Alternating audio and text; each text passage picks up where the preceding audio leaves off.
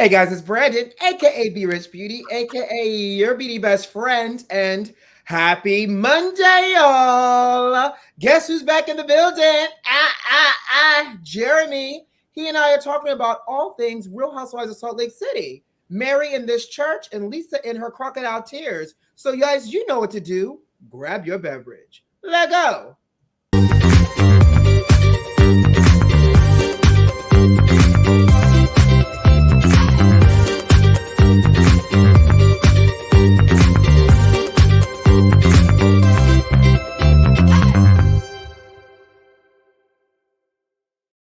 Child, when I tell y'all, Jeremy be getting it down doing Yeah, that's my thing.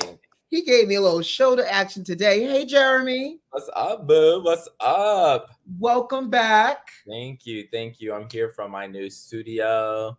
That is that the Watch What Happens Live Clubhouse? Did you move into the Watch What Happens Live Clubhouse? Surprise, J-Rich in 2022. Does Andy know that you stole his clubhouse? No, after the new year of his, new year on CNN, everybody's giving him a pause, like Whoopi Goldberg, getting the suspension. That's another thing. That Whoopi Goldberg situation is a whole separate situation. In fact, can I just have a real surface level conversation with you? Let's do it. If what Whoopi said came out of the mouth of a white woman on The View, would that white co-host been suspended for 2 weeks without pay? No. Yes or no? No, it would not have happened. But they've been trying to find a way to get Whoopi for so long anyway. And you think so? I feel like it. Who's out to get her? Because apparently word on the curb and across the street is Anna, Joy, and Sunny are upset that Whoopi is being suspended without pay. And $192,000 she's losing out on, they're saying, by her being unpaid for these 2 weeks. I mean, but that's the real thing. 2 weeks, you make $200,000. Like what? What we doing with our lives, Jerry McMahon? Okay, what we doing? Right. So I because it's trending, people are upset, and I cannot help but think if this was a person of a different color, aka a Meghan McCain, if she would have been suspended for saying something like that. Because let's be real. Meghan said a lot of crazy ish during her tenure on The View, and I don't think she was suspended once. Never. Okay.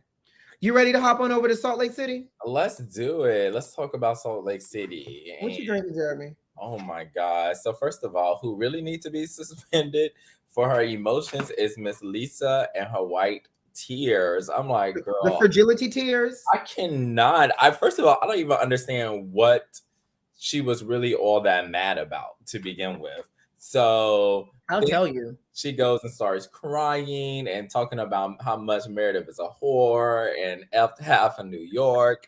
And I'm like, well, you saying like you just hating a little bit. Listen, she said that Meredith was laying it low and spreading it wide for half of New York, child. But didn't she sound like she was upset that she wasn't getting a little piece of that pie or that eggplant? Okay, yes. And talking about Meredith couldn't buy a house because her husband changes job every 5 minutes. And I'm like, sis, no. Now, Meredith did address that situation on Watch What Happens Live with Andy. She was in the clubhouse, and she says that they have not bought a house because Seth changes job frequently because of what his job is meant to do. He's, I guess, almost like a fixer, and he's meant to be on jobs temporarily. And now that they're empty nesters, they're trying to figure out where they want to live. I, too, think it's a little suspicious that they don't have a whole house that they own. But guess what? Neither does Jen Shaw either. Okay, because listen, Jen Shaw is moving on out. But I mean, the fact that I felt like Lisa just felt like it was it's manipulation again to get all these women back on her side, saying that she's richer than everybody. She did say that. She goes, I don't need this show. I'm richer than everybody. Oh my God. Okay. I could not deal with that whole moment. And I don't understand why they're all trying to console her and be like, oh, I'm like, no, she always orchestrates this BS and don't care about y'all. And then the moment she gets called on it, she's just like, no, I'm a good friend.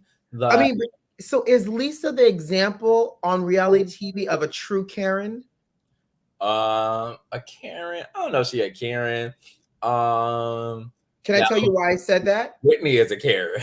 Oh? Whitney definitely is a Karen. Why is Whitney a Karen? Whitney always be like, I can't believe you did that. Like, why won't you be her friend? Or she's always like stuff that don't be her business as anything. She always wants to bring it out. And I'm like, girl, what?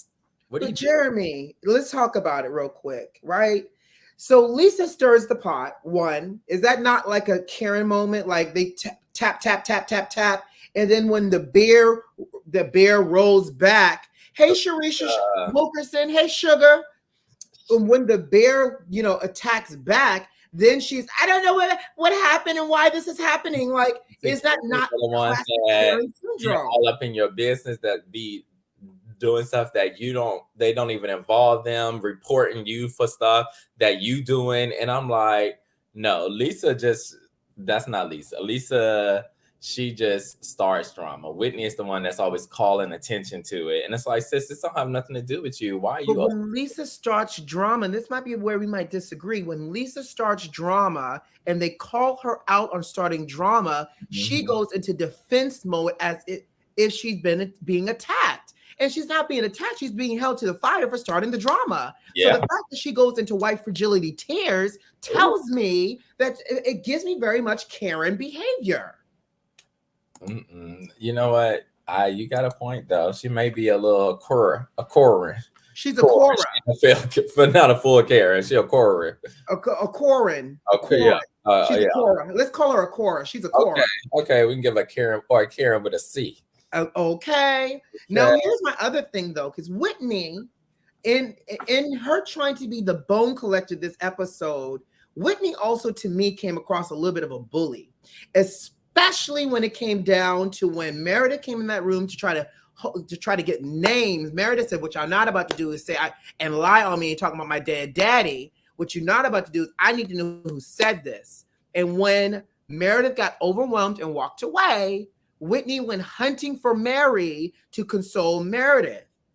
Is that not a bully? I mean, a little bit, but even before that, when Whitney is coming to Meredith, and I was like so glad Meredith said this, because I was like, you could squash this whole thing with Whitney so bad.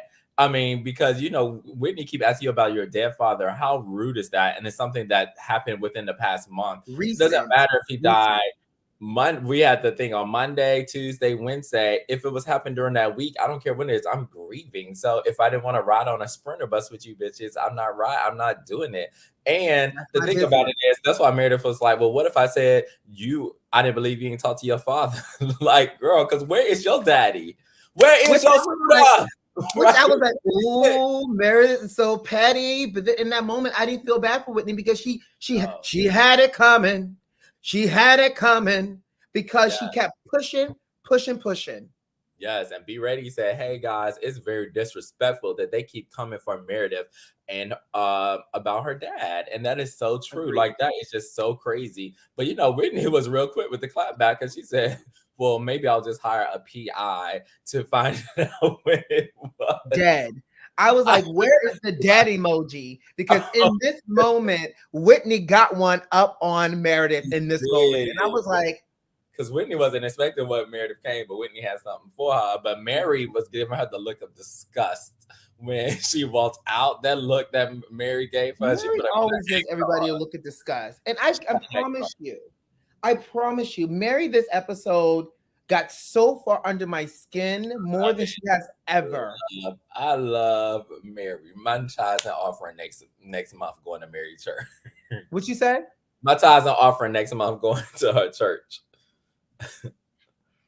I hate you.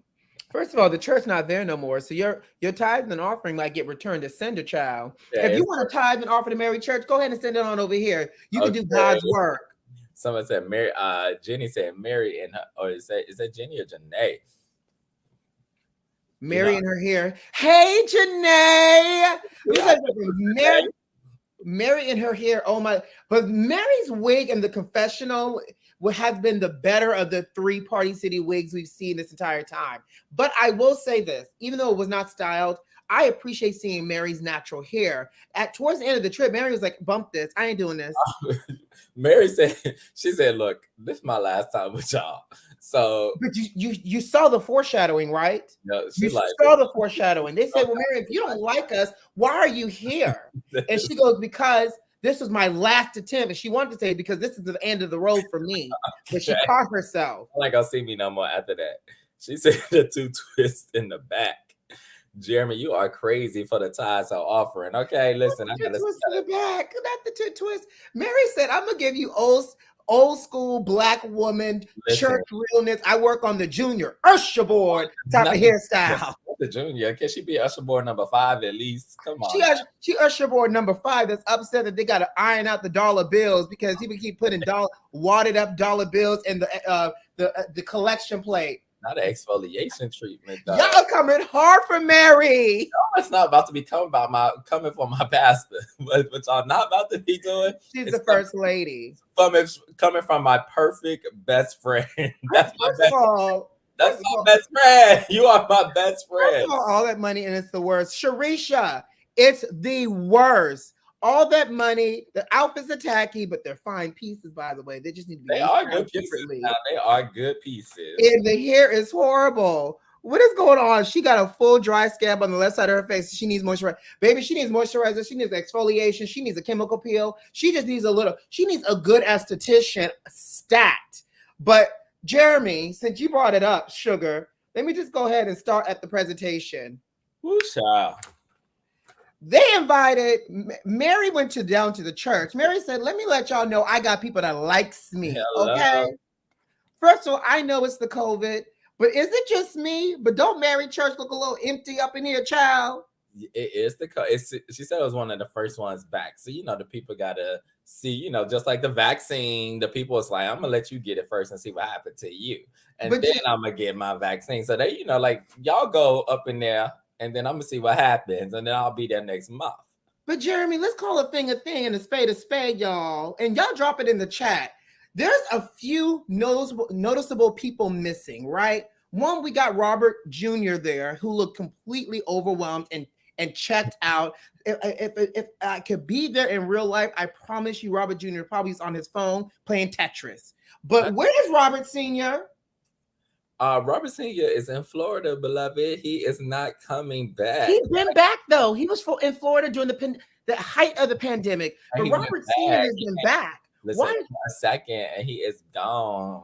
That's Robert Sr. is the whole senior pastor of this church. Y'all about her husband. She already told you that side of her life. It's off limits. She don't know us like that. But not only that, this scene was just the most cringiest to me because it was completely for the cameras. First of all, Jen actually looked amazing. Came in with the fur and everything. Jen was giving me what a first lady should look like when she. Thank you. Say that again for the people in the back row. Okay.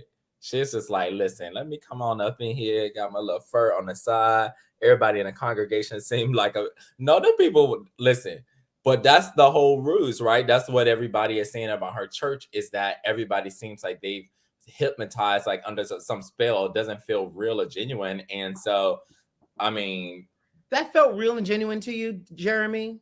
This felt like, real. It did feel real to me, like in the sense for that church, right? And I feel like something ain't right in the milk in that church, right? And the way that girl was hugging her, talk about "I'll never leave you," which was very weird. This man over here in the fan. You have Mahalia Jackson over here from the congregation in the pew. Not Mahalia. Mahalia Jackson herself is in the congregation yelling out, "You've been my best friend."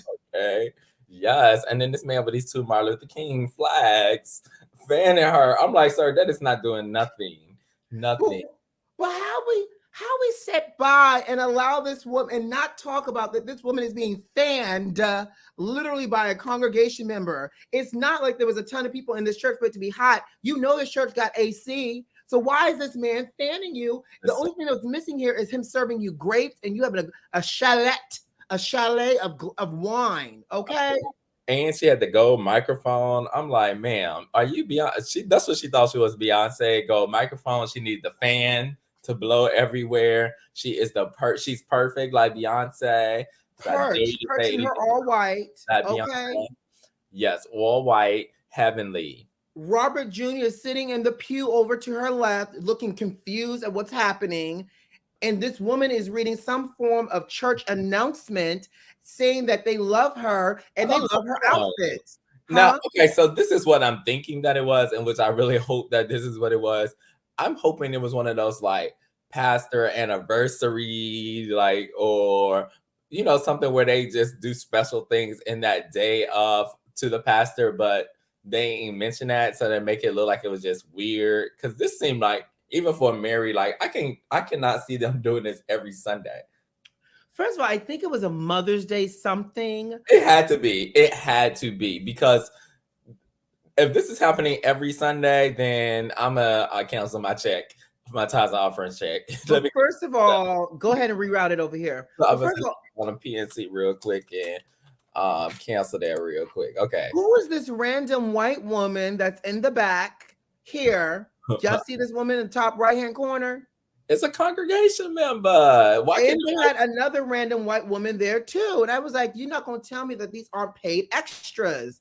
Listen, no. I mean, why a white person can't come to the church? Will we be in heaven? We're going to be with the white people, the black people, that you're going to walk around heaven all day. I agree. Okay. I'm not disagreeing. But it just threw me off that the congregation just all of a sudden had these two random white people in there giving us diversity as they're jumping up and down, yelling out, how much they love her. And if this was a Mother's Day special for the church, why aren't they honoring the mothers in the church? We saw her try to make amends with Jen, and we saw people yelling out that she's their best friend and that they love her outfits. Something about this does not sit well in my soul, is what I'm saying here. It was a very bizarre, I can tell you that.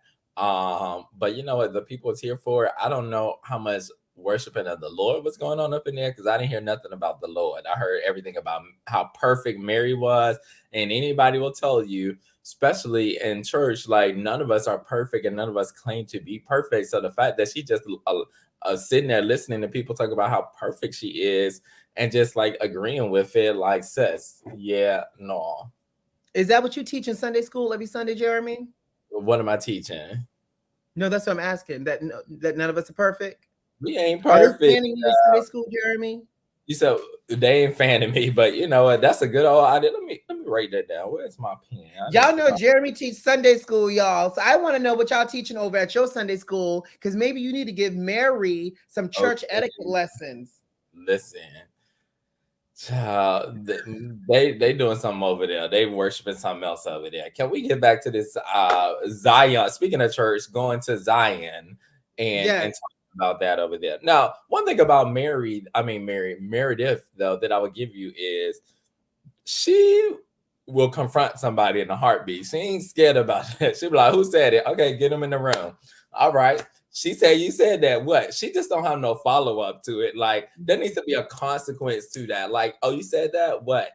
And there's no consequence to it. You know what's interesting for Meredith? Meredith means business when that head drop and she give you that crooked mouth.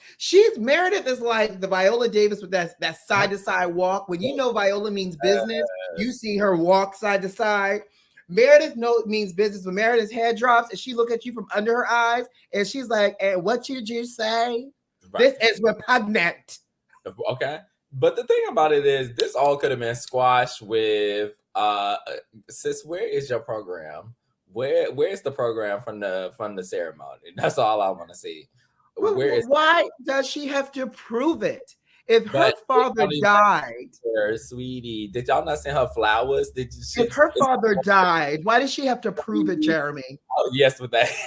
Yes. That's how she would have. But listen, a quick Google search, it should be online.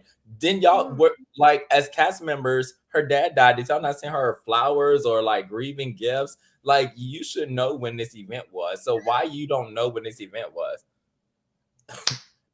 She has drunk lady body language. So all day. Stand that. So, listen, but they may have sent the flowers to her home and not to the actual place where her father was being buried. So it might have been one of those situations. Yes, I said situation. Okay, listen, I'm just letting y'all know.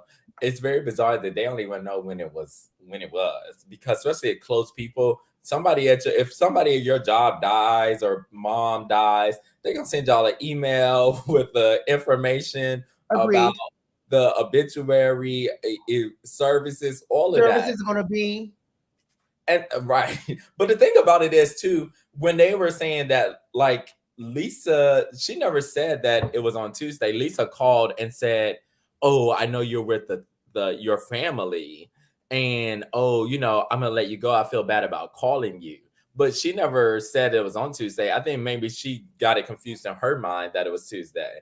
I think she inferred because she says, I'm gonna let you go, you're with your family, that it was happening that same exact day.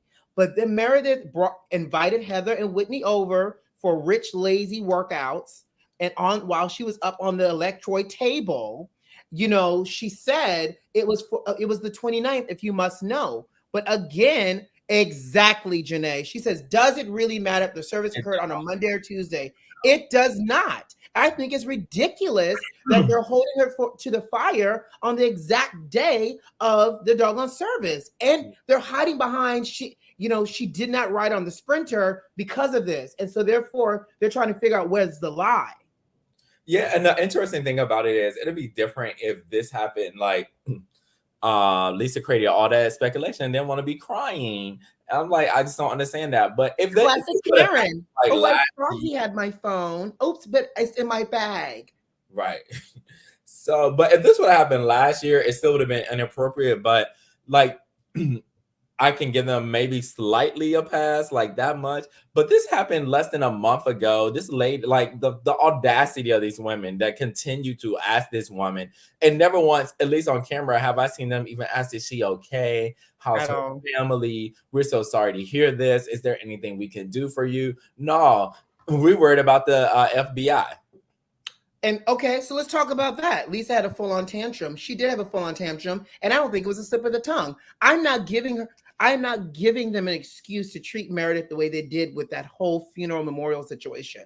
But can we really talk about how it's now tiring, exhausting, and just really kind of like a slap in the face of the common sense person to think that Meredith had that much power to call the FBI and Homeland Security to report Jen. Like, what kind of power are they giving this woman? If the FBI needs housewives to do their work, thank you. A whole world of trouble. I'm just like, hello. The FBI then no longer needs to exist if all we need is the housewives and search your franchise here to do their job. Yeah. Oh, you know what? Other funny thing happened when Whitney came in to talk to Mary. Mary said, "Girl, don't come in here bothering me." And because Mary knew the ish that Whitney was bringing. What did Bertha say? Mary, why did you not go to the reunion? I don't know if I can watch Salt Lake without Mary. I just don't know. But did you Mary pulled a black girl move. Mary was like, "Don't come around here with this." Yes, that's what she said. I'm not in the mood. Don't come around here. Get from me with this, Apollo, first of all. Because you're now about to be Todd, set up to bring us the bullshit. Listen, don't come around here. And the thing with her and Jenny, like, why are they mad that she don't want to be her friend? Like, they asked her and she said, "No, I don't like you. Like, it's fine. Like, she doesn't have to like her." Are those your apps going off? Can you let them know you're working, please? Oh, you know what? Let me go and put this on silent. My bad.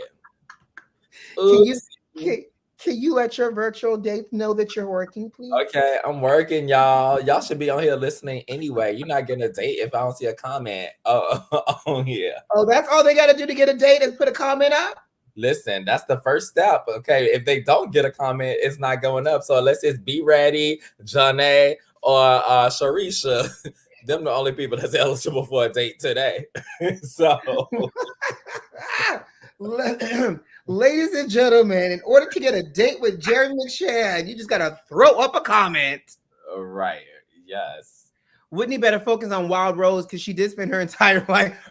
Facts. So while you over here dragging people through the mud and trying to be a bone collector a la Sheree Spring Summer, you better be focused on launching Wild Rose, sis. That her husband was being investigated for fraud too, for running a pyramid scheme.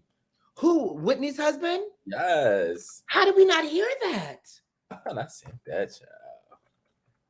Jeremy, how did you not bring that to all of us, all the beauty besties out there? You have to come up with your own tagline for your followers that watch. But how you not bring that to us in the beauty besties?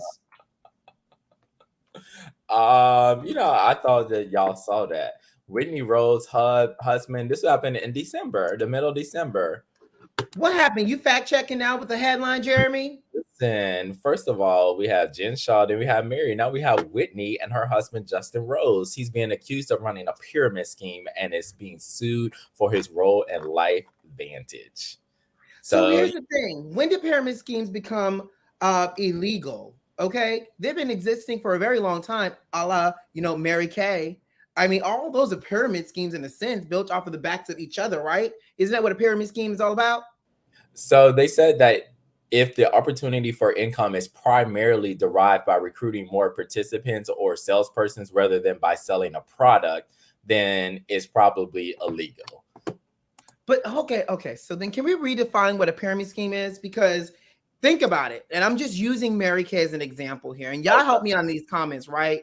Mary Kay, right? You get that pink Cadillac, crushed velvet seats. Okay, we sell bedroom candy because I know a lot of people selling bedroom candy. Right. So by recruiting bedroom candy, recruiting a Mary Kay artist or consultant, I don't know the terms for Mary Kay, or even an Avon consultant, you're recruiting people because you're hoping that they're going to recruit people, but also sell products. But so is that not the idea here in terms of working your way up the grand scheme of it all? Is the more people that you have working under you, is the more successful you'll be, and you'll get your pink Cadillac sooner? The thing is, if your opportunity for income is primarily derived, so saying that I can't really make money unless I bring you in and B.Rich in, as opposed to you're selling bedroom candy. You get me, and I can make my own money just by selling my products, whether I bring additional people in or not. Now, I may be able to earn more money by referring somebody or something like that, but my income source is not dependent on the fact that I'm bringing somebody else in.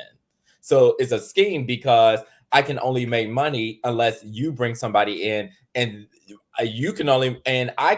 nobody can make money unless everybody keep bringing somebody in, right? So if I bring you in, you got to bring B.Rich in. But if B.Rich don't bring in, you ain't making no money. I ain't making no money.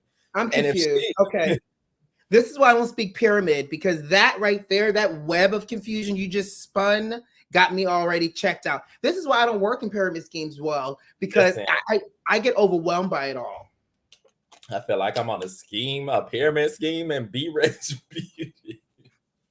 Well, B.Rich says it's close, but only one person wins in the pyramid scheme. Who is the one person that wins in the pyramid scheme? That started it. Yes, because they don't want getting all the money. But so you got to start from the bottom in order to grow it up. Beloved.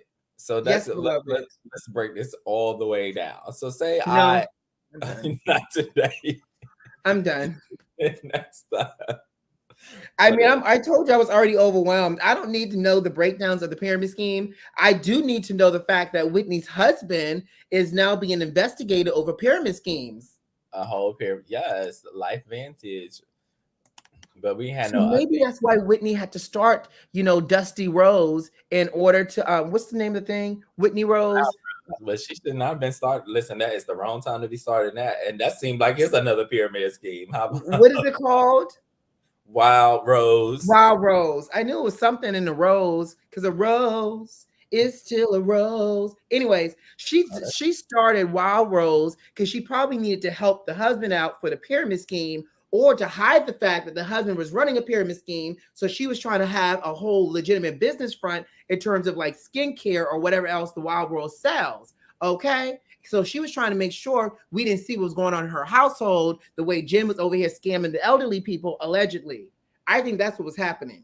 Listen, because and I'm out. So you know what that means, folks. We got to go. Got to go.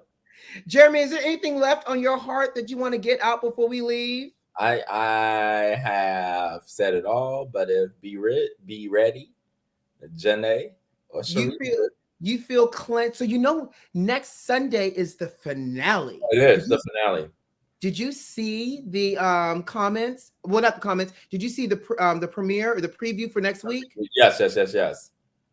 Baby, we got the Vita event. This is about to go down again with Meredith. She's giving us side head and under eye looks. So it's about, we see Jenny throwing a glass at a whole black woman.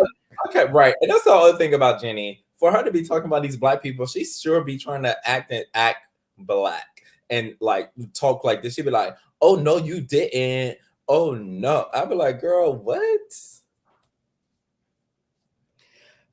I can't wait to dissect the finale with y'all. Please tune in next week, next Monday, 5:30 p.m. Eastern Standard Time. I will be reporting from, a undisclosed location. I'm gonna be on the road, y'all. I'm gonna be in LA. So I can't wait to see y'all next week.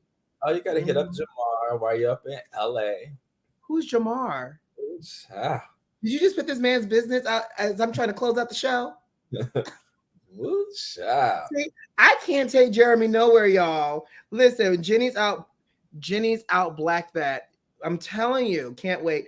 I can't wait to see you guys next week. All right, guys. And on that note, you know what to do. Subscribe to the channel, like this video, and leave us a comment. Most importantly, check the notifications and make sure they are turned on. Who loves you? I do. See you next Monday for the live. Bye, guys.